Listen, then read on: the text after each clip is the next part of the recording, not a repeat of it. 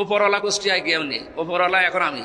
Medical এবং সদর নিয়ে কিছু অভিযোগ আমার কাছে আছে লিখিত, এগুলো আমি জানিয়েছি, সদরে জানিয়েছি এবং সময় দিয়েছি, এগুলো পাল্টাতে হবে। ওনারাও প্রথমে অন্তত ভুল স্বীকার করে এবং কি মাপ চেয়েছে যে এটা আসলে আমাদের কন্ট্রোলের বাইরে ছিল এবং উপরওয়ালার দোষ দেয়। উপরওয়ালা কুষ্টিয়ায় কেউ নেই, উপরওয়ালা এখন আমি।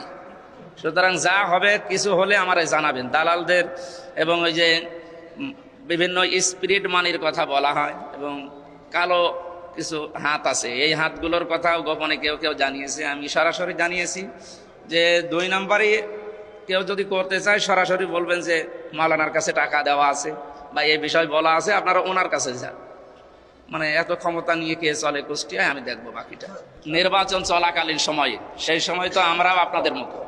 এখন যেহেতু পরিবর্তন এসেছে, এখন আমি খোঁজ নেবো, আমি নিজেও যাবো, দেখি বাকিটা। আশা করছি থাকবে না ওই জায়গার যে বদনামটা অন্তত যেন আর না থাকে আগামীতে।